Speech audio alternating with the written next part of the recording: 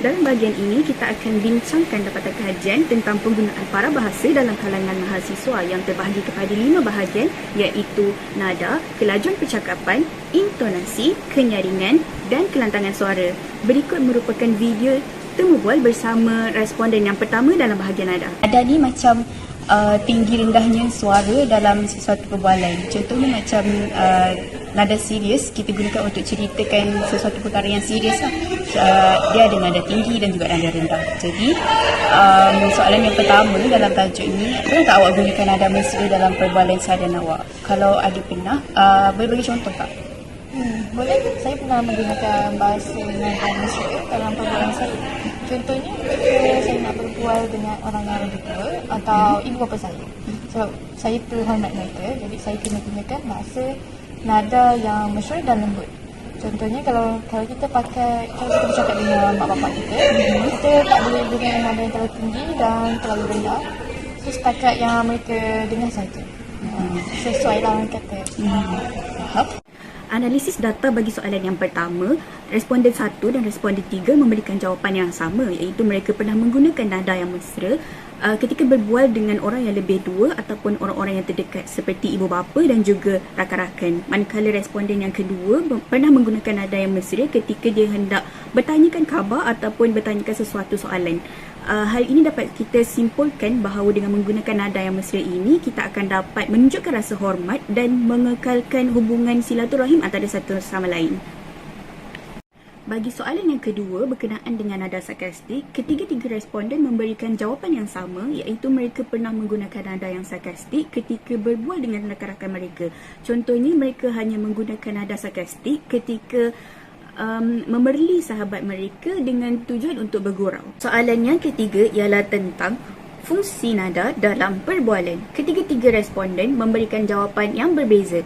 Responden pertama menyatakan bahawa fungsi nada itu adalah untuk memberi gambaran situasi atau mengekspresi sesuatu perkara itu dengan lebih jelas dan berkesan. Manakala responden yang kedua berpendapat bahawa nada itu adalah untuk menimbulkan suasana yang lebih mesra atau memberi maklumat dengan lebih baik. Dan yang terakhir, responden yang ketiga berpendapat bahawa nada itu berfungsi sebagai penunjuk yang menjelaskan betapa seriusnya kita dalam sesuatu konteks atau keadaan. Hal ini dapat disimpulkan bahawa kepelbagaian fungsi dalam nada adalah untuk memudahkan seseorang itu memahami konteks maklumat yang ingin disampaikan. Soalan yang terakhir, ketiga-tiga responden berpandangan yang sama, iaitu mereka lebih selesa menggunakan nada yang mesra atas sebab-sebab tertentu. Antara sebabnya ialah responden yang pertama berasa lebih selesa menggunakan nada yang mesra berbanding dengan nada sarkastik kerana beliau ingin membuatkan orang yang berkomunikasi dengannya berasa lebih selesa. Manakala responden yang kedua pula berpendapat bahawa beliau tidak selesa menggunakan nada yang sarkastik kerana ianya tidak sesuai dalam konteks formal ataupun tidak formal. Manakala responden yang ketiga berpendapat bahawa beliau tidak selesa menggunakan nada yang sarkastik kerana tidak semestinya semua orang akan memahami apa yang ingin disampaikan melalui dengan menggunakan nada yang sarkastik itu. Seterusnya, mari kita lihat video temu bual bersama responden kedua mengenai aspek pada bahasa iaitu kelajuan percakapan. Soalan nombor 2, pernahkah anda mengubah kelajuan percakapan pada pertengahan komunikasi dan boleh berikan contoh? Ya, pernah. Contohnya, jika seseorang itu mempunyai contohnya jika saya bercakap dengan orang yang lebih tua atau orang warga emas seperti nenek saya perlu mengawal pace. Jadi anda mengubah ataupun mengawal kelajuan percakapan itu sebagai salah satu tanda hormat jika bercakap. Ya. Seterusnya ialah aspek kelajuan percakapan dalam para bahasa. Bagi soalan pertama, responden 1 dan responden 3 memberikan jawapan yang sama bahawa mereka pernah menggunakan kelajuan yang pantas, perlahan dalam percakapan. Berdasarkan dapatan, kelajuan percakapan yang pantas kebiasaannya digunakan untuk bercerita tentang sesuatu yang mengujakan. Kelajuan yang pantas juga digunakan apabila seseorang berasa lebih gemetar apabila berkomunikasi dengan orang yang lebih tinggi pangkatnya. Sementara itu, kelajuan percakapan yang yang perlahan pula digunakan apabila orang lain sukar untuk memahami perkara yang ingin disampaikan. Namun begitu, berbeza dengan responden 2 di mana responden 2 tidak pernah menggunakan kelajuan percakapan yang pantas kerana dikatakan bahawa perkara tersebut akan memberi kesukaran kepadanya untuk berkomunikasi dengan orang lain. Bagi soalan kedua pula, semua responden memberikan jawapan yang sama bahawa mereka pernah mengubah kelajuan percakapan pada pertengahan komunikasi disebabkan oleh beberapa faktor seperti untuk menjelaskan sesuatu isu, ketika orang lain mencelah dalam komunikasi dan juga ketika pendengar dilihat seperti hilang fokus. Sebagai contoh, responden 2 memberi contoh tentang situasi menggunakan kelajuan yang perlahan dalam komunikasi ketika dia berinteraksi dengan neneknya. Seterusnya, bagi soalan ketiga, setiap responden memberikan jawapan yang berbeza-beza mengenai fungsi kelajuan percakapan dalam komunikasi. Antara fungsi tersebut ialah untuk mengelakkan orang lain sebagai pendengar berasa bosan ataupun untuk menyampaikan sesuatu mesej dengan lebih jelas. Bagi soalan terakhir, semua responden memberikan jawapan yang sama bahawa mereka lebih selesa menggunakan kelajuan percakapan yang sederhana kerana komunikasi akan menjadi lebih lancar, dapat menjaga sensitiviti orang lain serta lebih mudah untuk memahami apa yang ingin disampaikan oleh penutur. Berdasarkan responden 2, menggunakan kelajuan yang sederhana juga dapat mengelakkan orang lain iaitu pendengar berasa tidak selesa ketika berinteraksi. Jadi, dapat dilihat bahawa kelajuan percakapan tidak seharusnya dipandang remeh kerana perkara sekecil ini boleh memberi pengaruh dan kesan dalam interaksi dan komunikasi harian kita. Oleh itu, berdasarkan dapatan dan kajian dapat dilihat bahawa antara kesan penggunaan kelajuan percakapan sebagai salah satu bentuk parabahasa dalam kalangan mahasiswa adalah dapat membantu mereka menyesuaikan atau mengawal kelajuan dalam komunikasi mereka mengikut konteks yang sesuai serta perkara ini juga dilihat dapat membantu mereka untuk menyampaikan maklumat mereka dengan lebih efisien. Mari kita saksikan rakaman temu bual kami bersama responden ketiga. Soalan pertama, pernahkah anda mendengar seseorang menggunakan suara yang nyaring dalam perbualan?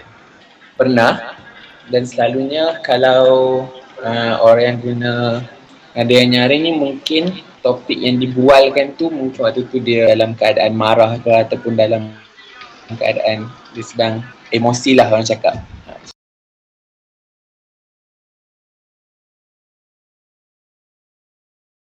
Berdasarkan dapatan, responden 1 dan juga 2 menyatakan mereka pernah mendengar seseorang menggunakan suara yang nyaring ketika mereka ingin menarik perhatian orang lain, sama ada dalam suasana yang bising ataupun semasa memberi pendapat. Namun, responden ketiga menyatakan bahawa beliau pernah mendengar seseorang menggunakan suara yang nyaring ketika mereka berada dalam keadaan marah.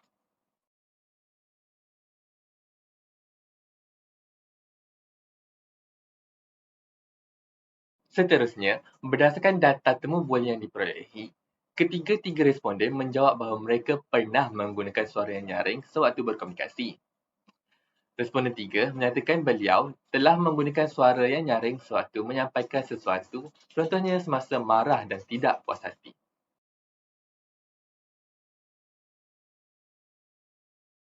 Bergerak ke soalan seterusnya, responden 1 dan 2 menyatakan fungsi kenyaringan suara adalah untuk mendapatkan perhatian atau fokus pendengar.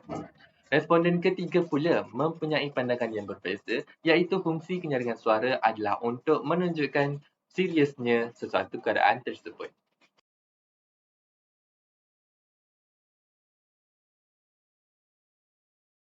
Ketiga-tiga responden menyatakan mereka tidak selesa mendengar mahupun menggunakan suara yang nyaring.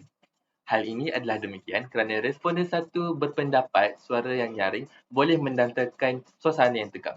Merujuk kepada responden 2 pula, suara yang nyaring boleh menyebabkan kesalahfahaman antara penutur dan juga pendengar. Daripada responden 3 pula, beliau menyatakan bahawa suara yang nyaring agak menyakitkan hati. Beliau juga memberikan pendapat bahawa penutur tidak perlu menggunakan kenyaringan suara yang tinggi untuk menyampaikan sesuatu mesej kerana penggunaan kenyaringan suara yang rendah sudah memadai makna mesej yang ingin disampaikan. Dengan kata lain, Melalui dapatan kajian kami dapat menyimpulkan bahawa kesan penggunaan kenyaringan suara yang betul sewaktu berkomunikasi dapat membantu mahasiswa menyampaikan mesej secara lebih efektif serta berkesan. Perkara ini juga selaras dengan penuturan semasa membincangkan perkara yang serius. Jelaslah bahawa penggunaan kenyaringan suara yang betul dapat membantu mahasiswa untuk memberi hujah yang berkesan. Parabahasa yang terakhir dalam kajian kami adalah kelantangan suara. Soalan pertama, pernahkah anda menggunakan suara yang lantang ketika berkomunikasi? Jika pernah, nyatakan sebab dan ceritakan situasi yang anda pernah alami. Okay, kalau suara lantang ni of course pernah guna, dan itu selalu juga guna. Dan saya boleh kata mungkin dalam dua keadaan lah. Yang pertama sekali, mungkin dalam keadaan kita tengah marah. Okay. Mungkin sebab kita tengah memarahi seseorang, so suara kita akan jadi lebih lantang. Dan yang kedua adalah ketika ingin memanggil seseorang. Jadi suara yang lantang itu penting. Memanggil orang yang jauh ya? Ya. Daripada video yang telah dipaparkan, responden 3 memberikan 2 contoh beliau menggunakan kelantangan suara, iaitu dalam situasi sedang marah dan juga untuk memanggil seseorang yang berada jauh daripadanya. Kesemua responden juga menyatakan mereka pernah menggunakan suara yang lantang. Responden 1 menggunakan suara yang lantang ketika wujudnya perbalahan. Responden 2 pula menggunakan kelantangan yang agak tinggi semasa menyampaikan hujah di dalam kelas. Seperti mana situasi yang telah diberikan oleh ketiga-tiga responden, mereka juga pernah mendengar orang lain menggunakan kelantangan yang tinggi semasa pergaduhan, menyampaikan pendapat serta ketika marah dan memanggil orang dari jauh. Responden 3 juga menyatakan kelantangan suara bertambah ketika meluahkan perasaan marah, sama juga semasa memanggil seseorang yang berada jauh daripadanya. Fungsi kelantangan suara menurut responden 1 dan 2 adalah untuk menegaskan mesej yang disampaikan dan juga supaya mesej yang disampaikan itu jelas diterima oleh pendengar. Responden 3 pula berpendapat bahawa kelantangan suara adalah bertujuan untuk menunjukkan tahap ketegasan ataupun serius dalam suatu perbualan. Jika topik yang dibincangkan adalah serius, maka penggunaan suara lantang yang tinggi akan digunakan, contohnya dalam perbahasan. Untuk soalan terakhir dalam bahagian kelantangan suara ini, ketiga-tiga responden sebulat suara menyatakan mereka lebih selesa menggunakan kelantangan suara yang rendah atau sederhana sewaktu berkomunikasi. Responden 1 berpendapat bahawa penggunaan kelantangan suara yang tinggi akan menimbulkan kesalahfahaman. Manakala responden 2 dan 3 pula berpendapat kelantangan suara yang digunakan akan berubah mengikut situasi. Tambahan pula, responden 3 menyatakan bahawa beliau akan menggunakan kelantangan yang tinggi untuk mendominasi perbualan, misalnya ketika berbahas dalam suatu pertandingan. Akhir kata, penggunaan kelantangan suara yang betul dapat menyampaikan mesej kepada pendengar dengan lebih berkesan. Mahasiswa haruslah menggunakan kelantangan suara secara berhemah, terutamanya sewaktu perbualan, supaya kesalahfahaman antara penutur dan pendengar dapat dielakkan, lantas dapat meningkatkan keberkesanan penyampaian mesej kepada pendengar. Sudah terang lagi bersuluh, kelantangan suara amatlah penting sewaktu berkomunikasi agar mesej dapat diterima dengan lebih mudah.